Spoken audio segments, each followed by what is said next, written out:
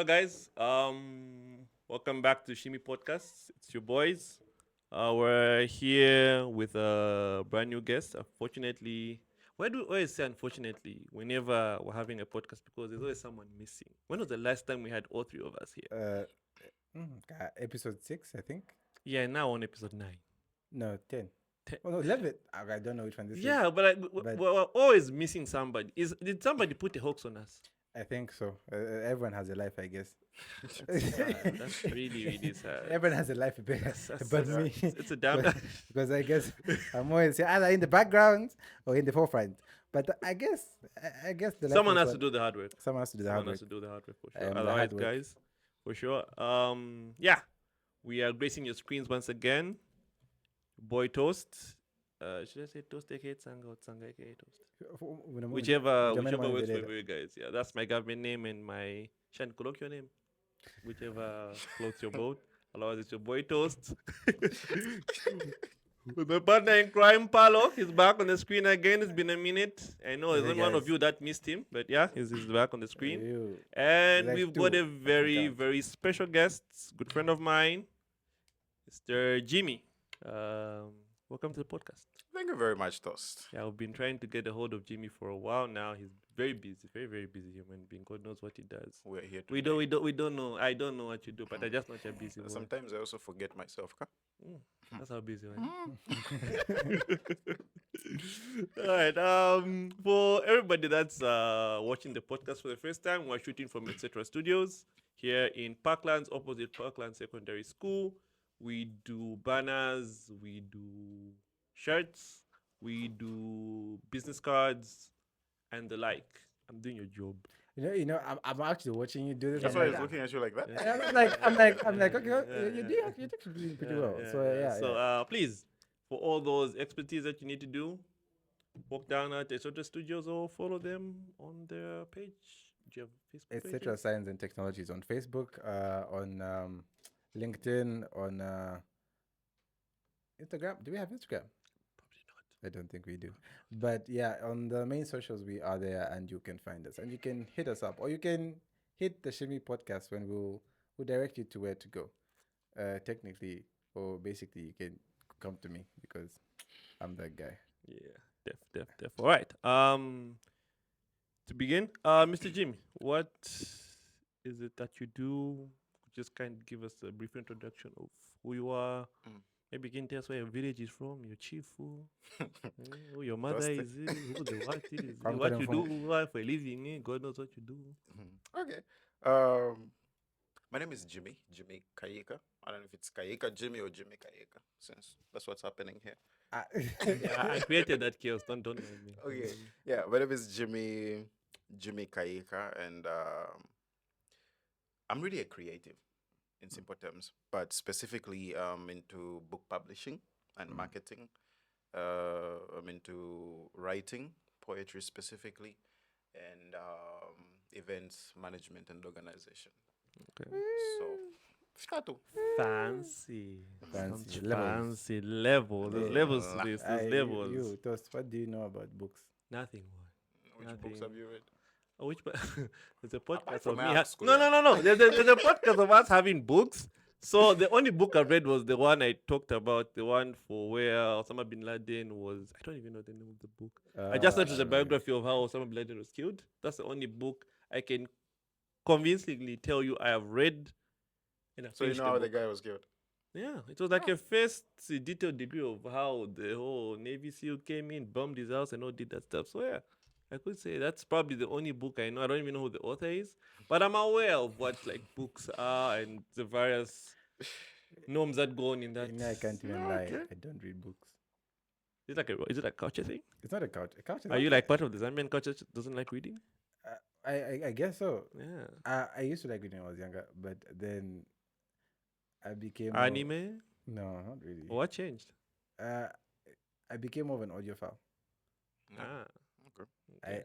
I prefer to listen than read because I can't Ooh. because I can't sit on a book for longer than 5 minutes. I can't finish a Yes. page.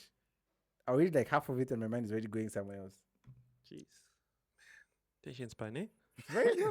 It's very point, low, bro. It's tension very point is low. mad. The struggle is real. Yeah, no, you brought up a interesting point on writing books and just generally creation. You said you write a lot. So are you working are you working for a specific type of publication?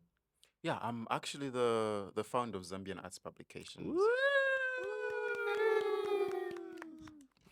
Okay, so Zambian Arts Publications is basically a publishing firm. Okay. We are more into, of course, publishing. We do marketing and we Okay. do distribution and the bits of author management. So That sounds fancy. What's author management? when you write a book, of course, you can't be independent, eh? Okay. You need a community and you need someone to guide you to take you to the right places. For example, where you need to show your books, where you need to sell your books, because writing is one thing, selling is another thing, and you need to know where to start from, and that's where we come in. So we do everything for you, basically. So how Okay. did Zambia Arts Publication start out? I think it started from the interest of writing. Mhm. Yes, like I said, I'm into writing. Mhm. Yes, so I found it more interesting to help others the way I needed help, because back then, of course, I had the interest of writing, but I didn't have the guidance or the resources to have the book published and taken out there. And when I got exposed to that, I found it to be a very challenging process. And I was like, okay, what if I become that person that assists others in these areas? I see. And I think that's where it all started from. And then over time, skill and knowledge and whatnot brought us here. That's dope. I think I find it a bit similar because of the small events I've done. It was kind of from like a similar point of view. Okay. I'm not a stage person, but I'd like to give other people like a A platform platform. to showcase their talent, to sing or dance or do whatever they can do on stage. Well, I can't do that. So I think I understand your point you're putting out that you are trying to help other people do the same thing. That's dope. That's pretty dope. It's interesting. Okay, that's good to know. Also, just to bring you back on the point you said on trying to, or not really trying, but you have several books out. How many have you had? Have you written? Free. Free. Oh, that's okay. That's quite a number. That's quite a number. What are the titles of those books, and where can people be able to find those books? Are they online? Are they just hard copy? Okay, so the first one was Dear Elizabeth. Okay. Dear Elizabeth, it's a poetry collection. Okay. The second one was Why Elizabeth? Elizabeth is my mom. That is sweet. That is very sweet. That is very. Yeah. I was about to go. Because I was going there. I was going to my girl. That's my mom. It's my mom. Jesus Christ. What's wrong with us? And also the name of my first girlfriend. This man's out here looking for Elizabeth. If you are out there, It's you. it's you. Now, But it Okusanga is- Elizabeth. But it is. Now, Okusanga Elizabeth. Ngoyitambe podcasting. Wherever they for. Yeah, so that was my first poetry collection, and my second one was a collection for Hauda. It's also a collection of poems. Then my third was Venus. Okay. Yeah, it's also a poetry collection, which was, of course, nominated under the Ngoma Awards this year. Yeah. real? You know, no, I follow him. I follow all the stuff that he does. It was a big deal. Like, I mean, in terms of the time the awards were coming in. The thing with the Ngoma Awards is you don't really vote. Yeah, it was there. You vote, but I don't know. What I don't think you vote. I think you vote on these other ones, the ones which are done He by was the a radios. nominee. Yes. Let him say how how he was. He was a nominee. How are you dedicating the nominee? At you? no. I think I get his point. You don't vote to. Like, it's not a popularity contest. No, it's not a. Yeah, they do manuscript or project reviews in order to determine who's going to like win and whatnot. The voting is just part of the percentage to see if really you are a person who's into what you are presenting. Yeah. So it's about percentages. 30% from votes, 70% from review. Reviews from who? Judges. Judges. Yes, those guys, they have their own So judges. they I also have think. an internal. Yeah, they've got a community of judges, and I don't know what they do that side. But isn't so, don't you think those will be biased? I think I can comment right now since it's their system. They Okay, you can't comment, but I think I can. But honestly, I think some will be biased. yeah, there are those reports that, But then I think also, if we're looking at it in terms of these organizations, or in this case, Ngoma Awards revealing standards of how, like example, his book. His book is here. They're trying to review the standards. Is it creative enough? Is it marketable? Is it whatever criteria yeah, they'll they follow? have their own. Yes, whatever they'll follow. And of course, human intuition will always be biased because it's very difficult to be very objective, especially for like arts. Arts are very. Arts Some are very people just objective. don't. They just want to go with the flow because they just don't understand, and it's okay. Like that's just human Yeah, nature. because you'd be like, okay, if we leave it all open for the to the public to determine who wins and who doesn't. Some people are good, but they don't have numbers. Like me, maybe I have numbers and this guy doesn't have numbers, so I would disadvantage the other one. So it's best we take things from both ends. We get numbers, and then we also have actual people sitting with the projects and doing the reviews, saying everything. They have their own criteria of choosing which project is better. Sure. Otherwise, democracy is the worst in terms of just like actual determining. Man, people just do whatever. Case in point, you know what we're talking about, Chilewan and the friends. Like it was the worst. That was just that was a horrible time. That was a horrible time. So But in that case, we had given much of the democracy in people's hands, right? yeah. And See? so what happened? No, but okay. True. I'm not saying he didn't deserve the awards. I'm just saying that. I know. I think he actually, in a sense, he did deserve the awards. You His know. music is good. No, it's here and there. It's not for everyone. here though. and there, It's you know. not for everyone. Not though. to say yes, it's not for everybody. It's Yeah. not for everybody. But like I said, democracy is a bad thing sometimes. True, As much as true, it's good, true. it's a bad thing And because especially because Zambians are very Actually, too much I of ve- everything is a bad thing. fickle. Any slight thing and you are gone. man. Any slight thing. Maybe even not saying this. Maybe saying this, you can just find it. Maybe now. Hey, it's in a bad take. Like It's in a bad take. you can't. You can. But the thing is, you can't please everyone. No, you can't. You If you, can't if please you everyone. please everyone, then you stand have for the- disadvantaged yourself. Exactly, because you stand for nothing. True. So, Jimmy, just to emphasize on this point of view, writing free books. books. Yes, free books. Free books. So, what goes into your thought processing in terms of like starting to write a book? Like, if you want to write a book, what goes through your mind? Are you like music artists that give yourself like what, a hiatus of like 6 months, you're just thinking, you're just writing. You're going to a corner. You don't eat, drink, Nangwafe or anything. kumushi. Nangwafe Some kumushi. Nangwafe mountain. Yeah? So what's your basic routine? Like to say, like let's say you want to write a book this next year. Mm. So what's your routine? How do you get into that zone of coming up with ideas and doing whatever it is? I feel most of the times I'm discouraged. Yes, because of course, work. And sometimes when I get that inspiration, I just start writing. And poetry writing is not like other forms of writing where you need to do your background checks or maybe do your research, plan and whatnot. It's purely creative. So you sit, you start bringing out your mind. That's all.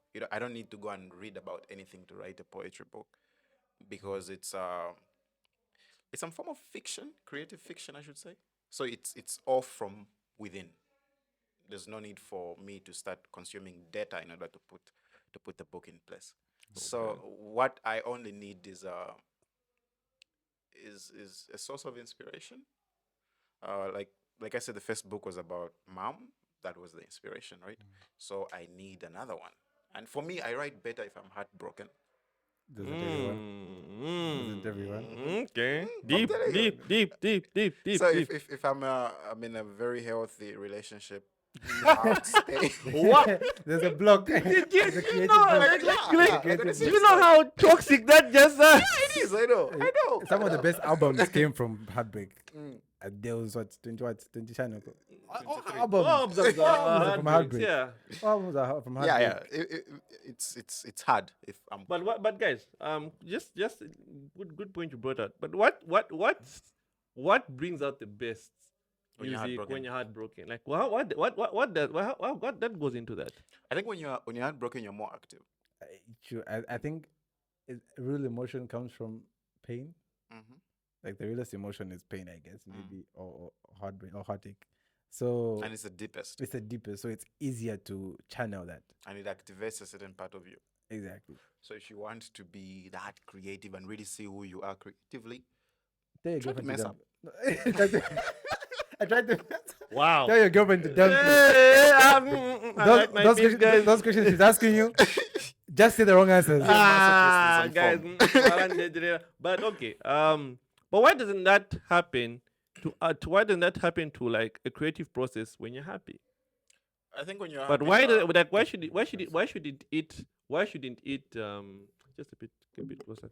But why shouldn't it have why can't it be the same? Like when I'm happy and I'm trying to write myself like you said, I'm trying to write a piece, a poem or something, and I want to do I want to write a happy piece to say I'm in a good place. I'm trying to find the why are you laughing? I'm thinking about it because Okay, I think I would say it's harder to it's harder to explain happiness. So happiness is hard to explain. Happiness is harder to explain. But don't you think that's actually a good thing? Because you can only quantify it in so many ways. Look, pain, like you said, you can channel it into like one single thing and write whatever you need to write. But since happiness is abundance, just pick what you need to pick. But then again, if you're picking from so many things, what direction are you going to go? and again, I feel like, okay, yeah, pain or anger and happiness, these are two different emotions, right? But they affect us differently as individuals. So it will carry more weight when I'm angry than when I'm happy. That's the reason why we forget about the good things people have done for us and focus so much on the bad things they've done, because anger is such a deeper sort of an emotion, It's stronger. in my opinion, compared to happiness. Maybe people are different. Some people, they write about songs. They write about happiness. We have these songs that are, all blue. You know what? I guess. We don't even write, but we wrote a song called Cowdown because we're chased because we were heartbroken. Guys, Is that the title of it? Countdown? yeah, Cowdown. I need to see that. Guys, we need to see that. I need to see that. I need to see We'll that. see I need to see that. I'll, So, I'll play it one day. My guitar is somewhere in the back. why countdown? Like you had no other title. I was trying to keep it family friendly Jesus Christ. Anyway. because you know what Cowdown is. PG-13. Yeah. Anyway. I was trying to give it. Anyway. Yeah. I Cool. called someone's daughter Cowdown, guys. Countdown. That That's was- interesting. Huh? I'm sure she's even listening to this. You know yourself. Oh my God. You know yourself. Oh but, my God. I hope you're happy out there in the world. Lord. Let's move on.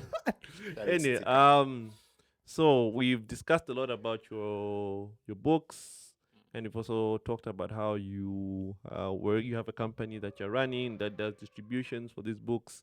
Have you worked with maybe other successful stories? Okay, not to say you've not had successful stories, but I mean in terms of, are there names that you say, oh, we managed to do a launch for this book, or we managed to do a launch for this book? Yeah, we are doing launches every month, Okay. both on the Copper Belt and Lusaka especially, because that's where our target audience is. On the Copper Belt, quite right that the audience is not as much as compared to Lusaka. We only have about 8% Okay. on the Copper Belt. How did you And quantify that number? Why is it 8%? You really want me to go into the statistics? I don't know, just wondering. Like you just The math said is the math no, is you mathing. you confidently said 8%, and I'm like 8%. 8%. Yeah. From Uh, 100, 8% is here. Then in- where's the rest of the percent? Like 90 what? 90 About 92? about 70 something is in Osaka, or 70 something. and then the rest are distributed Oh, here and across there, the country, Northwestern yeah. and Yeah. whatnot. Yeah, but our target mainly is Copper Belt and Lusaka, and we're growing, so we're trying to reach as much as as many people as we can. So we are launching every month. This month we just launched Will Mamba's book, which was Understanding Relationships. It was at Pistachio Cafe at ECL. Yeah. Next month, we are launching another book by Mr. Collins Mwale. These are Copper Belt based. Then in Lusaka, we have a team right now. We are organizing breakfast events just to discuss books and reviews Like and a book whatnot. club. Yeah, book clubs and I so was on. about to go to that tango. I was about to go there. So we have all these activities happening, and they're all here. Yeah. Okay. So what's like the biggest book you guys ever pushed? The biggest, I think it's the Ancestral Codex. The Okay. Ancestral Codex by Mr. Soyapi sounds Mapulanga. fancy. Yeah, that book is, I should say it's one of the biggest. It's one of the biggest because of how much it has sold. We were selling over 300 copies every month. That's a good Yeah, number. that's Hey, big. Those are good numbers. Okay. That's very big. 300 copies every month approximately, and the book was selling at 200 kwacha per copy. Yeah, Those are good it's- numbers. Jimmy, Who's No, it's not my book. no, but who's that? I'm asking. Quite right. We published that. So what? book, What? Can you sponsor the Yeah, what podcast? was the? Hey, can you kindly, Can you kindly sponsor the podcast? No, I'll talk to the author who was sponsored. No way, we'll put you like you've seen the way it is. Like the Shimi podcast here. We'll have your logo here. No, it's there, but then on the video it's here. So we'll have it like somewhere here, boy. In fact, you just put it percent. Yeah. Nothing now we can do. Okay, we'll put it as a watermark. We'll make a plan. We'll make a plan. Yeah, that's one of the biggest projects and one of the biggest, like in terms of quantity. Yeah, it's very big. It's a very big book. And apart from that, we have books by Memory H. Chanda. Yeah, Memory. Woman Up. It's also one of Memory, those- I want you here. I need to get you here. Yeah, it's one of those big books. It was also nominated for the Ngoma Awards. Okay. Yeah, and Yeah, we know famous you why. it's really good. It's really good. So yeah, there's that Ancestral Codex, Woman Up, and then there's also one by Lydian Chipeso. It's also very big. So this year, I think we have about 3 to 5 books that have really penetrated that much. But we have published over 100 books this year. Ooh, that's a lot. And we're looking forward to next year. Yeah, that's Yeah, a lot. You guys are doing good. def. You're doing good things. Definitely. But how's been the growth? Maybe Lusaka, like you said, is your target audience. But how's been the reaction here in the Copper Belt in terms of just receiving the culture of writing books, distributing books? How's that come up? Like you said, you started from here. How have you seen? Is it going in a good direction? Is it still regressing? Are people still rejecting that idea of reading books, publishing books? What's your take? Yeah, I feel everything is just everything.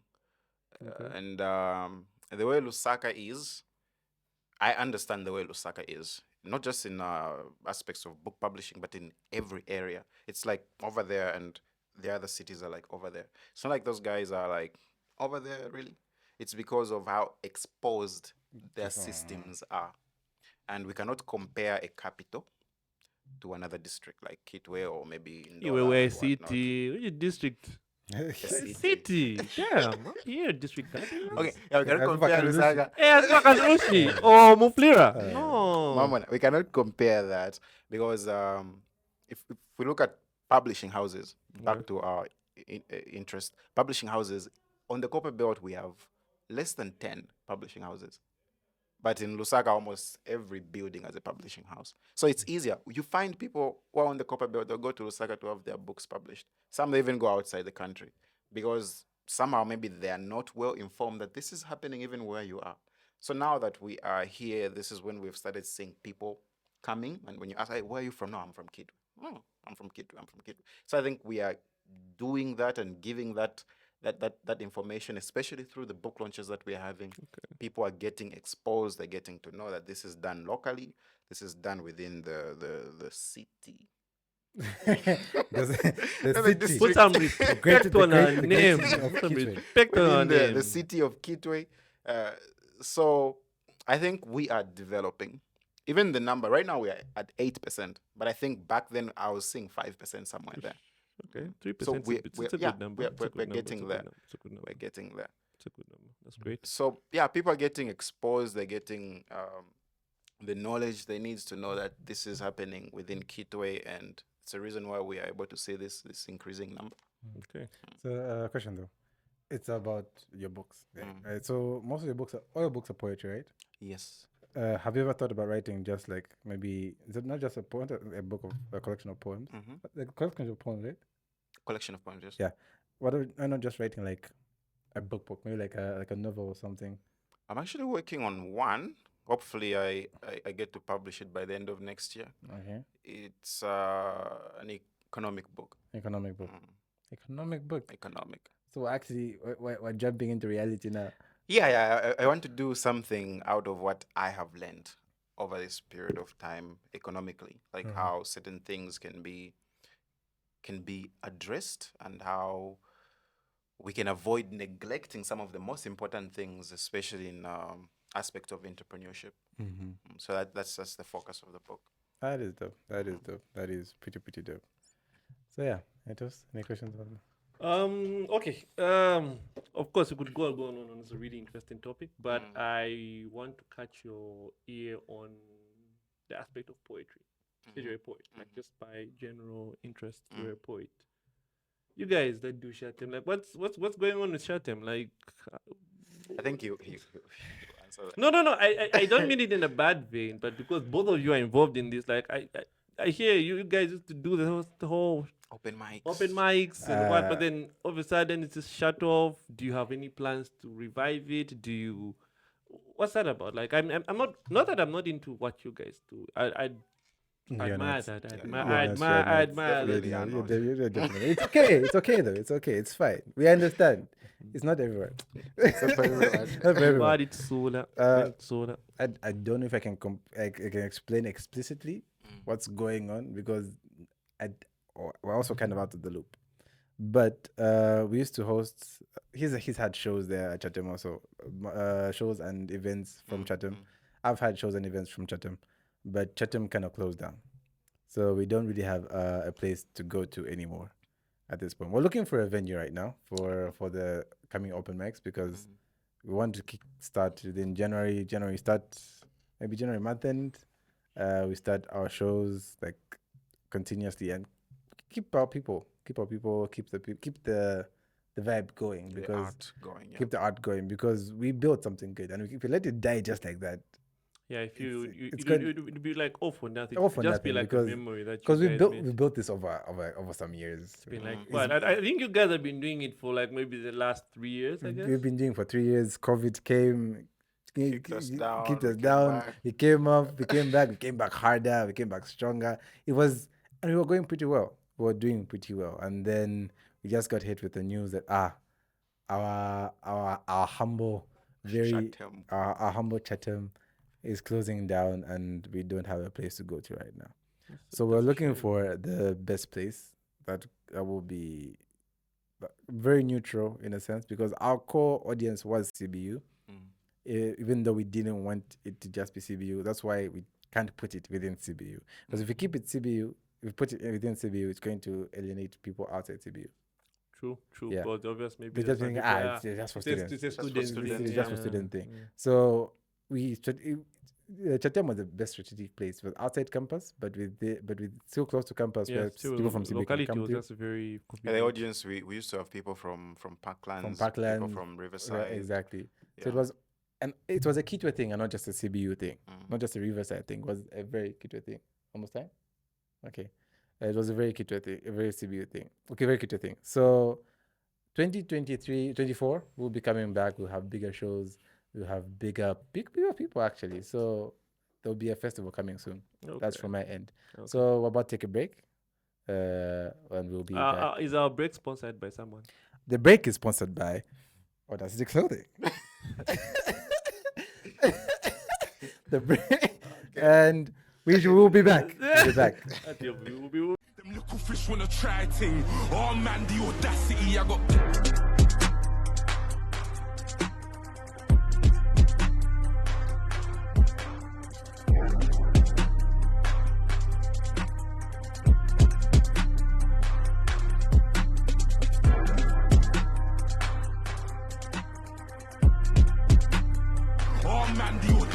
I got.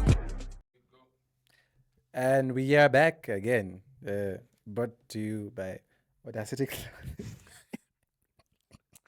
Okay, brought to you by Audacity Clothing and Zambia Publications. Zambia Publications, right? Zambian Arts Publications. Oh, damn. I'm sorry. I'm So sorry. we're talking about that thing, the passive joke we're talking about. One mentioned the name, but I kept confusing Zambia Arts Publications to another company. That now company is very controversial.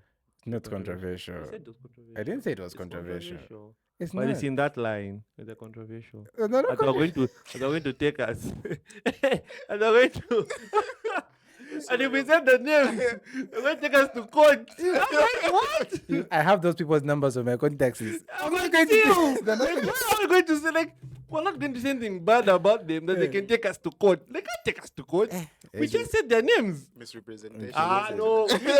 We know what misrepresentation is. You can't charge us. Okay. Anywho. Let's move on. Yeah. So we've discussed a lot on your Plate. yes, no, not on your plate, on your introduction where you talked about where you started your Z-Ads, your company from. Did you just mention that? Yes, you did. Yes, I Did, did. right? Yes, you Yes, did. I did. Yes, you did. Yes, I did. Jesus Christ. No, look, you know, We are sued. you know, That's it. you Buddy, know, I'm sorry. Buddy, I'm sorry. It's not No, me. It's not you know, me. it's just on him. my no. Buddy, it's I'm not- sorry. It is not my fault. It's everywhere. It is everywhere. I cannot help. That means they're doing a good job. I guess so. I That guess so. was a But doing a great job. yeah, you talked about your publication and how you've helped publish several books. You've also talked about how you guys were doing the short term and bringing creatives into that aspect about it. Let's talk about the main thing now, like the big issue that people that are out there would like to know about poetry in general. Okay. Can you make money off it? I like saying that whatever you do, it's about the objective of whatever you're doing. So I can make money out of it. I'm not done. What you're doing is okay. The objective behind what you're doing is more important than the actual thing that you're doing. So yes, you can make money out of poetry if that's objectified, and you cannot make money out of it if that's objectified as well. So basically, there are shows right now that are happening, right? There are shows, for example, the ones we used to have at Chatham.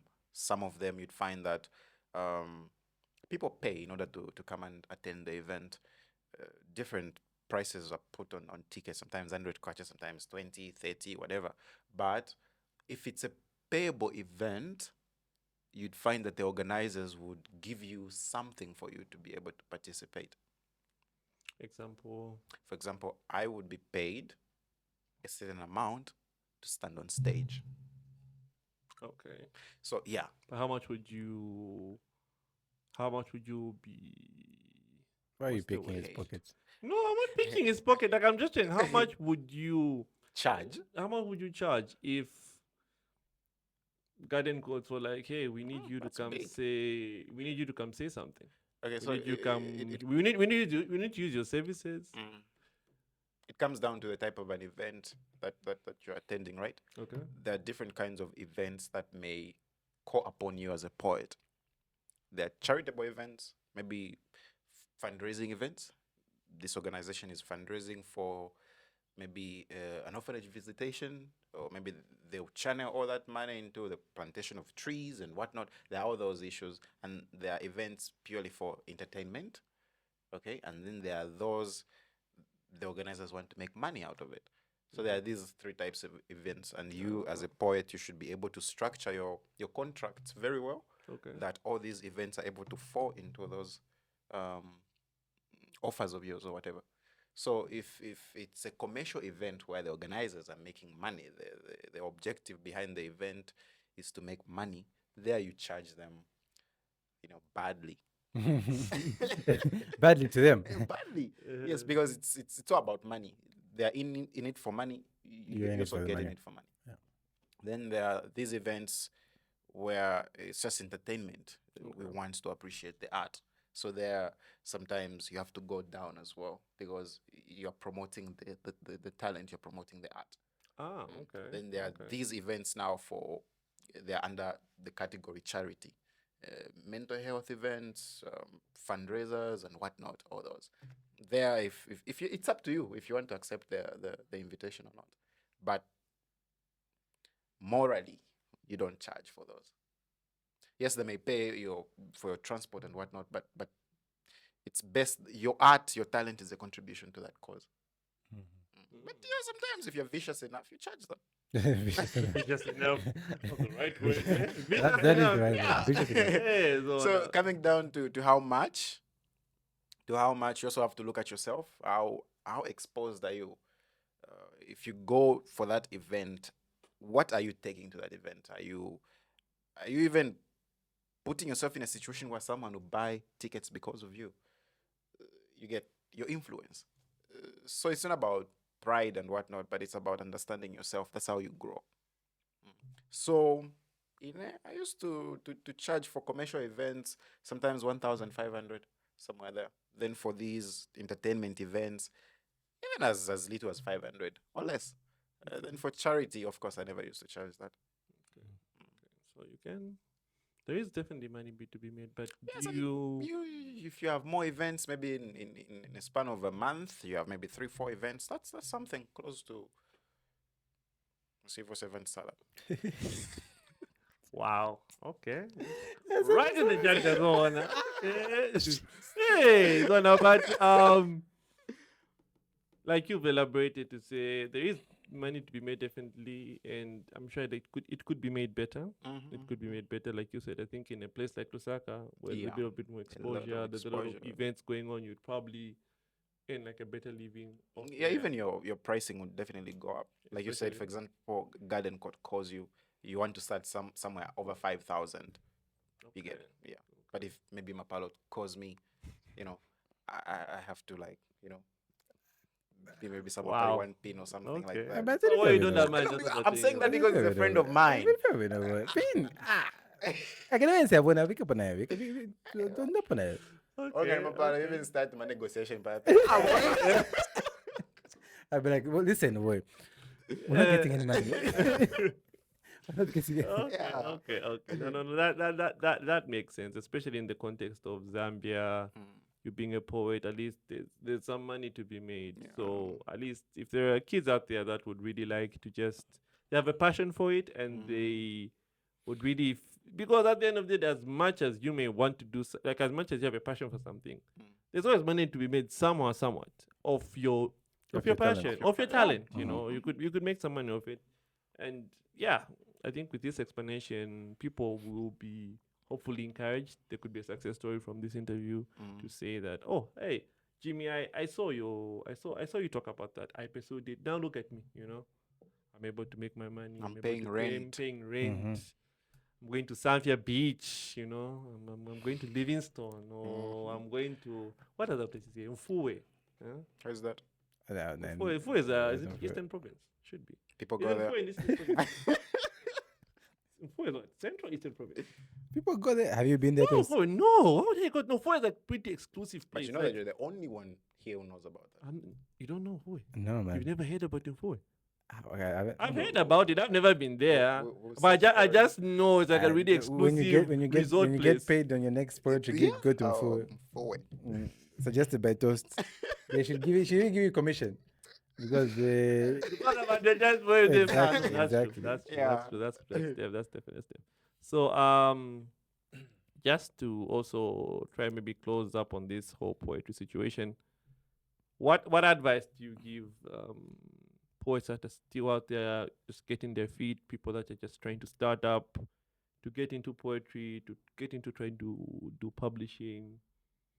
What's your advice? What would you advise somebody that would like to get into this career or that has a talent of poetry? Why would you base them say, hey, do this, do that? do It that. would get you somewhere. It would put you in a stable way to be able to get an income of it.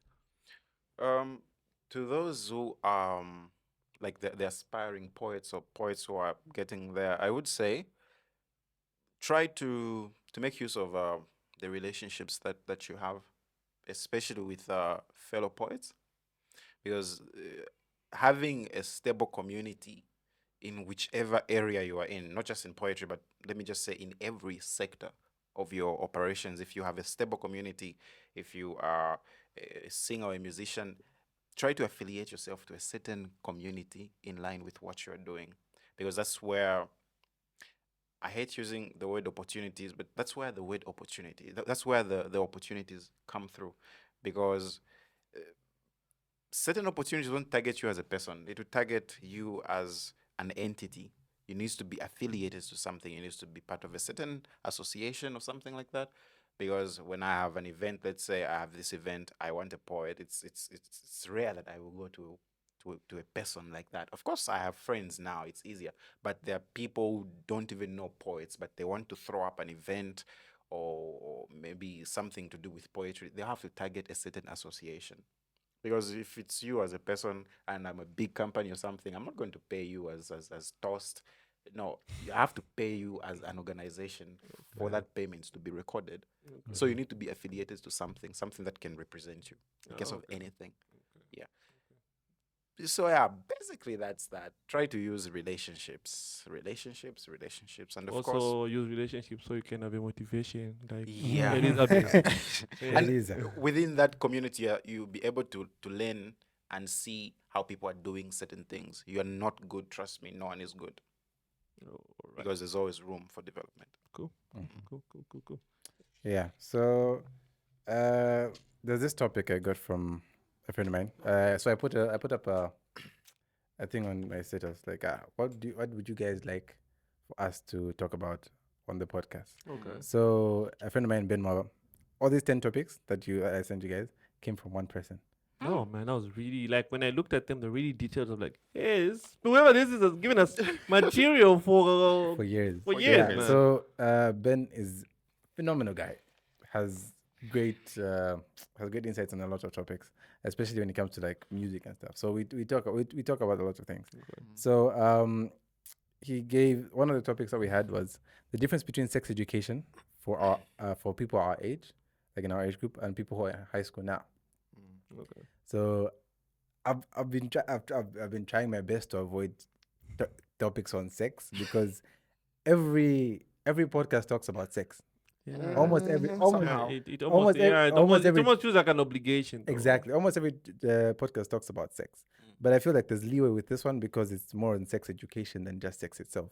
Because if everyone talks, I want us to be a bit different because everyone talks about sex. Guys, yesterday I had a session like this, and it's cringy at the end of the day. It's word. It's cringy. It's cringy. We know you like Yeah, man. Like we know you like Batman, but you can't always talk about it.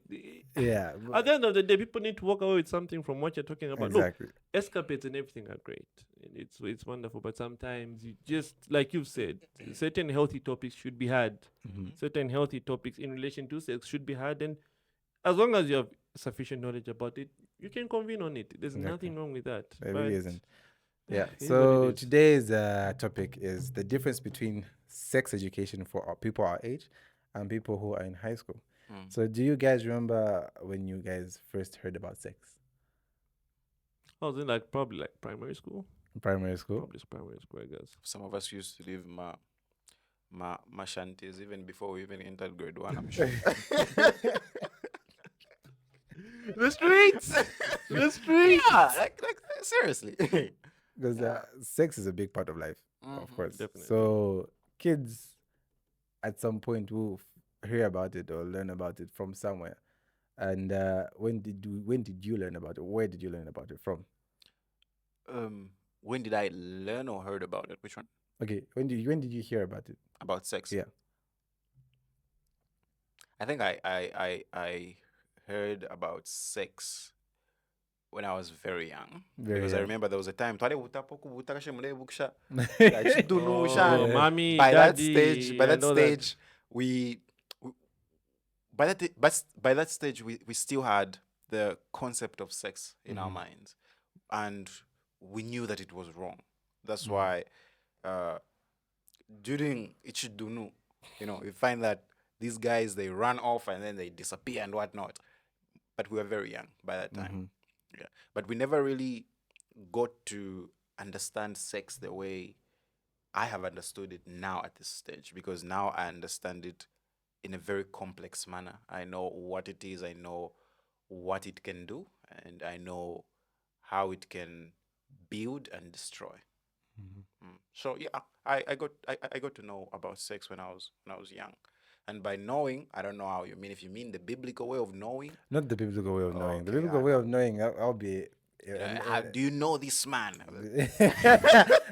Do you know this man? Do you know this man? When they ask you in church, do you know this man? They mean, Ah, You have to be very careful. Very careful. Do you know this woman? because if you say yes, it might mean two things. Yeah, Like, you know the should, person- like you know Pastor, the, what do you mean? man. Wait, what do you mean? Toss, what about you? When was the first time I Heard about it. was heard about sex? Yeah. I was pretty young, I think. I can't really know. I can't necessarily remember what age and how the situation happened. But for me, I think it was exposure to TV. It was exposure to TV. I think my first knowledge or just hearing about it was TV, where it was probably through movies and just general conversations on TV, where you would watch a series and some scenario would happen and you quickly picked it up because immediately you knew, okay, this is something this I should not, this is something I shouldn't either be doing or should be seeing right now. Right now, yeah. So already you had a picture of, like he explained it. He said, at the time when we were young, we were told sex is something wrong to do at that age. You knew you weren't supposed to be doing that. And like I said, quickly, for me, my exposure was online. Not online is the wrong word. TV. My first exposure of what sex was for TV. Quickly, I knew what was going on, and I had an understanding. Say, oh, when it's this and this, that's just where this goes. So, Yeah, I would say it's because we grew up around the same times, I guess. So it similarly from TV, you just see kakis padapana and vako kati karali and you watch Tambef. and the thing is, and as a kid, when they're telling you don't do this, your mind already it's thinks, very inquisitive like, enough for you to say, why? Why? Like, what's wrong with this? Why shouldn't I do this? I think that's being a kid. That's you being are a more. kid. You're very inquisitive. Yeah. Like yesterday, my dad, my nephew and niece are home, and the children, so they're very inquisitive. Now my dad gets tired of questions. He's like, why chava? That's very upset from questions. So But I understand. he runs away. Yeah. So he runs away. So naturally, and I was like that also as a kid, because I used to ask. I would ask, okay, why am I doing this? Why should I do this? Why should I not do this? And like that. And that never really came up when it came to sex, because my parents are very churchy people, and sex was never a topic in the house. I think the only time my parents and I ever had something resembling to a sex talk was when they're dropping you off first year uni. Really? That must have been something. Imagine first year uni. I'm being dropped off. And this wasn't When you're being dropped off. dropped off. This wasn't even like a talk at Manawandi. It was just a by the way. It was a by the way thing. This is the first time I ever heard my dad say something in the lines of sex. He drops me off. We pack my things into my room, come back by car park. But then I'm like, and that is mom is like, bison. Then dad is like, kuno waisa kuno kasarepo iskuru nangama uri. And it's Straightforward. Straightforward. Not beating about the bush. straightforward. Kasarepo iskuru nangama uri, and drove off. And here my mom is just there like, and I'm there, bang. I'm confused. Wow. What? Like, And he drove off, and he drives off, and I'm just there like, that's very odd. Straight Straight to the point. Yeah. That's no beating about the bush. That's very odd. So like that from the household, from my family, that's like the only form of sex education I've had That came from okay. that came from home. So in terms of sex education, maybe like came in school, like from your friends, and we didn't really have a sex education like that. Yeah, that was Because- like living it off. It's like it's on a fly. Like It's on a fly. It's on a like- fly. Yeah, here, you and your mates. There's a discussion about maybe a certain scenario that one of your mates got involved in, and we're unanimous. It's just of something. I won't mention any names. So Oh. someone had sex. Who were pretty young. That's not what I'd Someone say. had sex. And he made it. No, he made it a big deal. He made it a big deal at the time. So he was telling us, guys, it was the thing. It was it. It was the thing. I'm the man now. I'm the man now. I'm the man of the group, and we're just what happened, boy? Tell us, boy, what happened? So he's just giving us details. Because that's how we're trying to understand. No one was there to tell us, oh, Mwana, when you're in this situation, you do this. When you did this, do it. No, we learnt it from on the fly from our friends because our friend did this. But even me, I think I can do this. I can do it. I mean, So you can do. What about me? What about me? So he's explaining to us to say, hey man, me and this girl, we met up, we did this, we put that, we did whatever, and long story short, when he vividly explained it, the consensus amongst our friends was not, oh, okay, that good explanation. No, the consensus was, It's You have to always look as if you know what's you have happening. to have- supposed to show that but then not still the other way, Wash. You know, if you watch like, today, like you have to hype yourself up. Yeah, just to hype yourself out. But man, the knowledge you've gotten just from that conversation, like, hey, no teacher was going to give you that type of information that you got from, like you said, from your friends. That was happening at the time. And as we got older, like our age group, like you said, like on my instance, where I had started to see it from the TV, then it breeded into now just maybe talking about it with friends. Now it's turned to class now it went to personal experiences, and then now it's steamed to wherever it is right now. So yeah, sex education is you can learn it from a lot of places. You can learn it from a lot of places, and so how it was back then for us and the way it is now, Totally it's different. totally different. Like it's really different because now there's just so much exposure. Back in the day, us 90s into the 2000s, there was a different type of technological exposure. It was there, but it was very limited. It was very limited. You could watch TV from this time to this time. After that, it's off. Even ZNBC used to open at 17 hours at one time. Yes, and it was off. Now it's 24 hours. The internet at the time, you could only go to the cafes and whatever, and it was off. And yes, let me just break the bubble. Some people just learn sex education from porn. Pretty much. Like, they just learn it from porn. And straightforward. Like, they just learned it from porn. There was no one that told them to say, if you watch porn, there's a certain dynamic to it, how you're going to view sex about it. But if you view it in a more healthy manner, you would probably respect it and take it in a more respectful way. And that's how a lot of us learned. Yes. We saw it from porn. Yes, it was never about it was never from a healthy conversation with your parents, or with a guardian. Yes, even if you had your guardian. Because guardians shy. Yes. Guardians shy away from They this. shy away from it. They shy from this topic. Yeah. Yes, and Because you don't only talk about sex when you're about to get married, maybe, or something like that. I don't know. I'm not yet married, and I think or feel that I have known or somehow been taught that before marriage there's a kind of a talk that is given to people about sex. Now I don't know what they really talk about in that talk. Is it how to have sex or what not and what I don't know, but that's what I know. I don't know if that's true. I've also because none I of don't us think are any married of here. us are I think married. it's a Maybe you wrong. have brothers or sisters or They never really reveal those things because oh they don't. Oh, Nintambi. So You don't do what that. you learn is what you learn. What you learn is what you learn. So you can't really like give it to someone else who isn't who isn't about to cross that bridge. Oh, okay. So if you're not about to cross that bridge, they won't give you those lessons. It's reserved. It's reserved It's a for special dish. exactly. It's reserved for a special time. It's a special a dish. special time. So you Yeah. find a lot of what we learned is from what we saw, which is pornography, and also like those saying his mate coming like guys, I had sex. And how did you learn about sex? From the porn.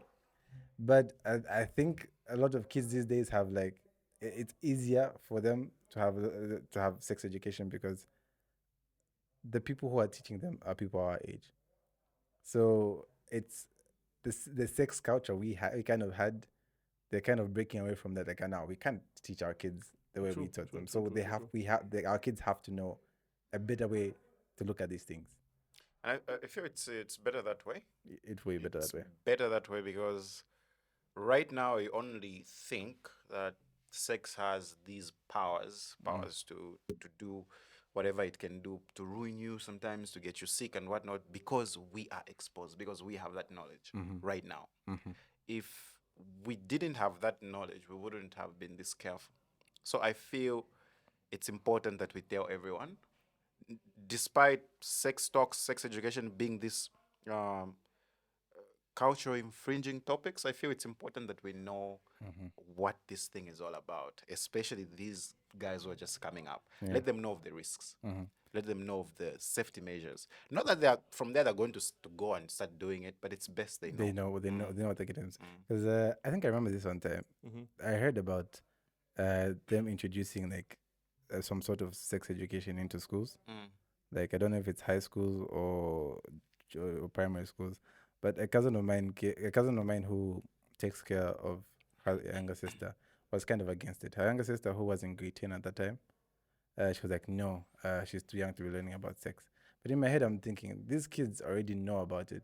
They're already having these conversations. They're already having these conversations in their classroom. Because in grade 10... They're having it, but they're not having it the way it needs to be. Exactly. Not having it in a healthy manner. So I was thinking, in my answer to say it, because I think it's better they are taught about sex from older people as opposed to teaching themselves. Because in teaching them... the worst is when they teach themselves. Exactly. It's more or less like the field experiments, you know, where we are the field experiments. we are the ones that are like making the most mistakes, you know, having STIs or unintended pregnancies, worst case scenario, get AIDS. And it's from these experiences that we're having where people are not being taught the dangers of having unprotected sex. People are not being taught the dangers of having sex when you're a certain age. Like, these conversations are being had. And if you're running away from this idea, say, no, they are not ready. I get, traditionally, like you said, we are not supposed to be aware of such things because back then they were protected. There was cut away from technology. People were bad mumishi. You only heard from it. You only heard about it. Oh, if you you, what happened? Quickly. They're putting you away from whoever that kid is. That kid becomes a mother or that kid becomes a father. Quickly. You're no longer playing with them. You're no longer doing that. But now it's hard.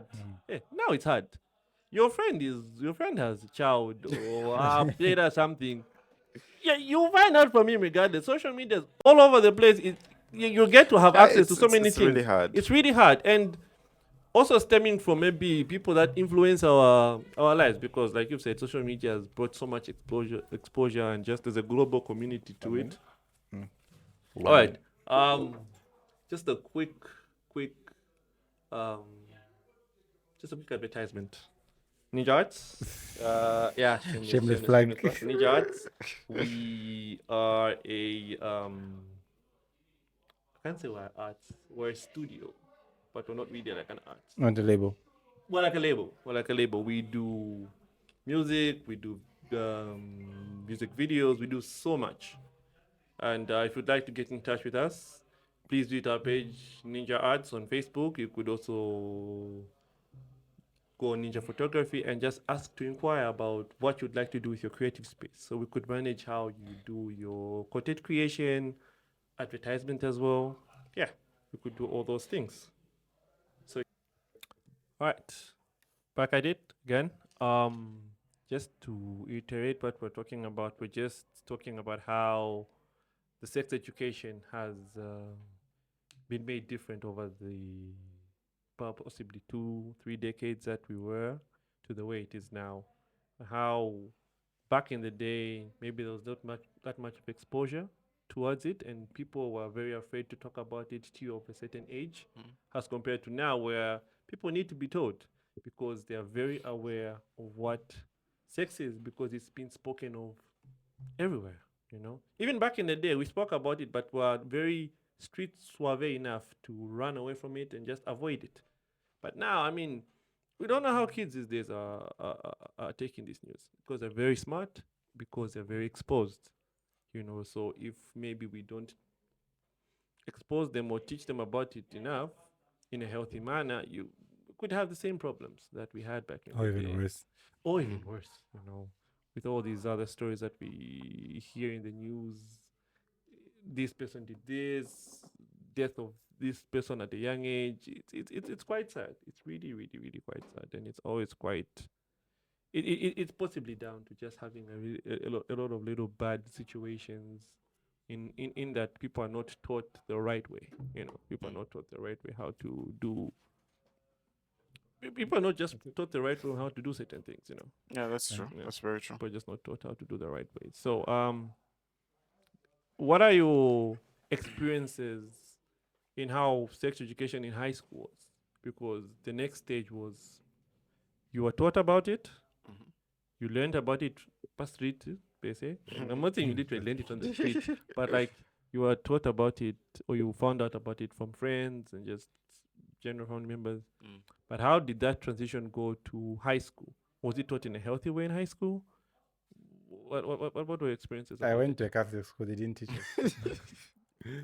But before high school, did you learn about it in primary? Primary? No. Nothing. not No. primary. Grade Not 7, primary. just casually. Was it? Uh, Was it in the syllabus? Is it in the syllabus? I don't For remember, primary, man. Yeah. no. I don't So there? remember, man. No, I no, think it that wasn't- ever it wasn't there? there. Secondary. That's secondary. That's secondary. Yeah. Okay. So, And you No, still it find wasn't. that It wasn't primary. No, now I remember. it was taught in reproduction, but it wasn't taught as sex education. that was just human anatomy. Human That's all. anatomy, basically. Okay. So it wasn't sex education. No, this is how you have sex. This is how you have safe sex. Or this is how you don't get pregnant and stuff like that. So I could say I personally wasn't taught like that, but you just knew about these things from people like I said. So in school, teachers never really taught about that stuff. We had sisters at our school too, so we went to the same school. No one can teach you that. Eh? No one can teach you No, that. No. so- Of course, there you are. Obviously, like I said again, it was an avoidance of certain topics because they didn't want you going out exploring over those things. Maybe that was their fear. In fact, it brings back to the reason why our parents maybe didn't want us to go down that early of telling us about it. But it's just healthy to have those conversations. I think if I remember very well, somewhere in grade 11, grade 12, somewhere there, we had these NGOs that started coming in public schools and trying to teach people or kids or pupils about sex and what it is, but they were more leaning on the side of the dangers of it. So they came in to teach abstinence, to teach more about STIs, and I think they observed that none of these things were taught in the school syllabus and whatnot. Of course, we had that topic in biology diseases, is it? You learn about sexually transmitted diseases and whatnot, but it didn't go in detail to guide you and whatnot, because it was merely focusing on the nature of the disease in itself like that. So these non-government organizations came in, they could distribute condoms sometimes, they could teach you how to... But how did that to- go, to- though? to- Like the fact that they came to your school in grade 11? Grade 11, grade 12, And I they can't remember distributed very What well. school did you go to? I went to a public school. I went to a public. It wasn't Catholic. Yeah, I went to my secondary. That was Sorezi Day. Oh. Yeah, Sorezi Day. You're from Solezi? Yeah, part of me. Yeah. What do you mean part of you?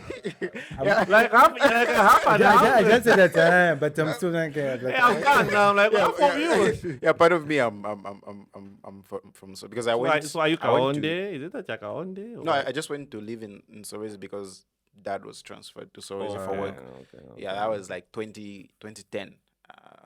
so 2010 to somewhere 20 whatever, I came for school here, and I've been here, Yeah, but this was home before that time. Oh, Yeah, Kitwe. so yeah, Kitwe. I was born in Kitwe. Oh, Yeah. okay. I just went there for like 5 years and then came back.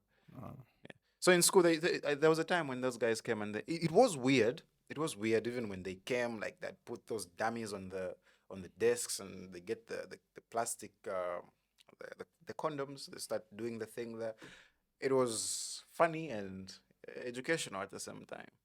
Yeah, it was very educational, and I feel, I don't know how people take it, but for me, I think I learned how to like do the thing. there. Do the thing. Do the thing. Yeah, so yeah, that session was, I believe it was more important even for some other people than myself. And we were taught, okay, these are the diseases you can get from this. We were taught you are able to get pregnant even when you're on your P's and whatnot. But these things, you find these talks in societies where they're like, no, when you're on your periods, you can't get pregnant and whatnot. They're like myths somehow. But when we No one talk- doesn't know until they know. Yeah. But like I think when you know it's already too late. It's You already know? too late. Then now So- when you now start bothering over certain other issues that now you start Because messing up with your body. There are cases even on social media. We see them nowadays. You find that this man is refusing the responsibility. But He's Mandem saying- was out there in the business Yeah, it's when like, it was no, happening. I can't be responsible because you were on your period. Okay, but that happens, and it's because he's not well informed, and Okay, it could just be general negligence, or he could just not be well informed. You know? yeah, something like that. So safety can only be taught through those kind of education systems, and I feel they're very important. Yeah, that's very true. That is very, very true. But Even abstinence, though it's rejected by most of young people nowadays. True. Not to judge them. Oh, we don't judge anyone. judge No, We judges, don't anyone. judges, man. Abstinence, itiche. Those adverts were laka. Those were Those like adverts were laka. So does you decide for safety sex or safe sex or abstinence? Which one is best for you? Can I give both sides, or do I just have No, to- I feel I'm giving you a platform to choose from safe sex or abstinence. Which one would you tell someone out there to go for? safe sex, I guess. Why are you laughing? It's the way you turned. It's the way you turned. No, because I'm trying to give the answer to the people watching. So I'd pioneer probably for safe sex than abstinence. You know.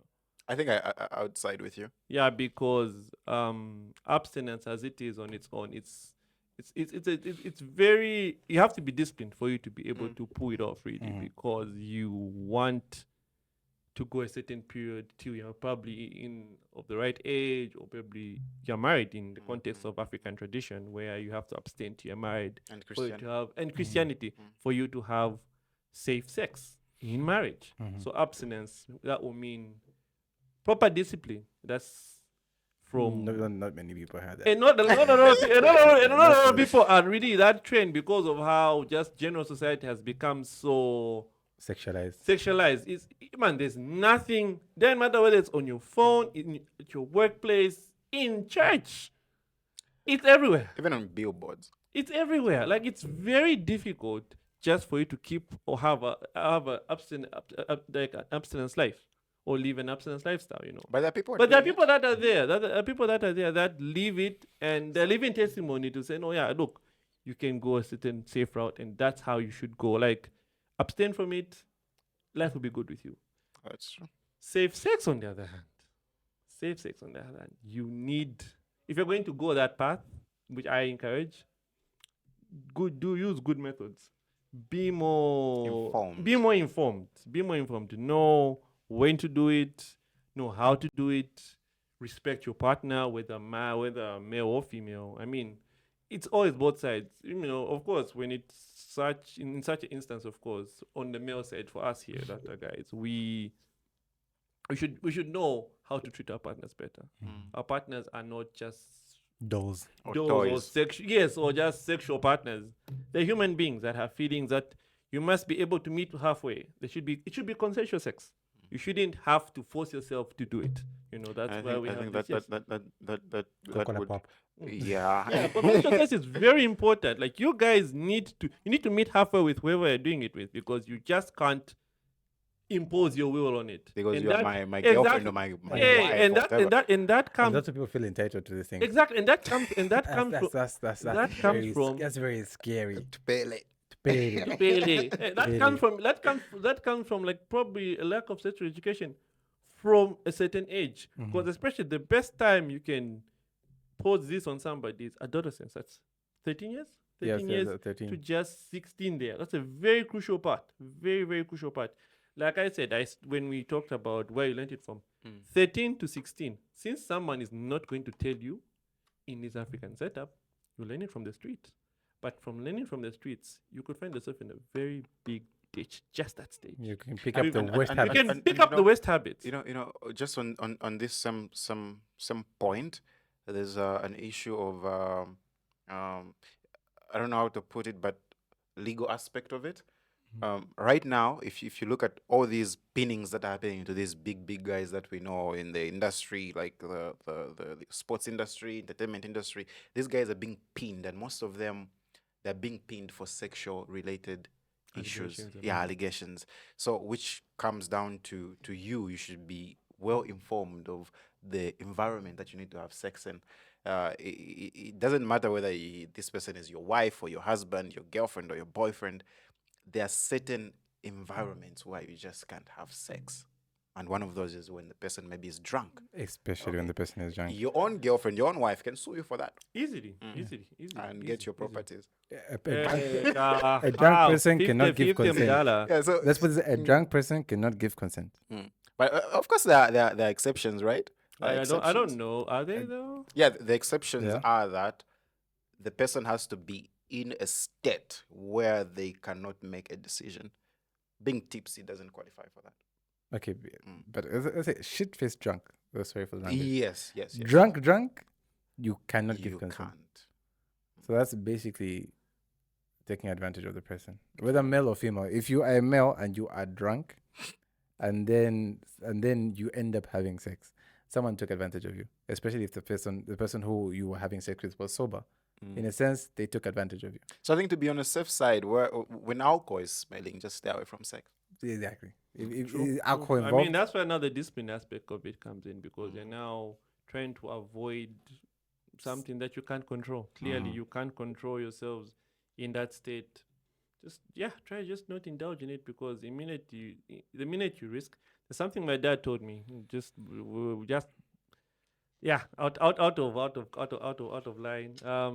My dad once told me, God forgives, nature doesn't. The minute you decide to make that move and have sex in that state, God knows what biology will be going on down there. God knows what biology will be going on, and once it may go AWOL, your life changes. I mean, people out here are okay. Mandems these days are okay with this idea of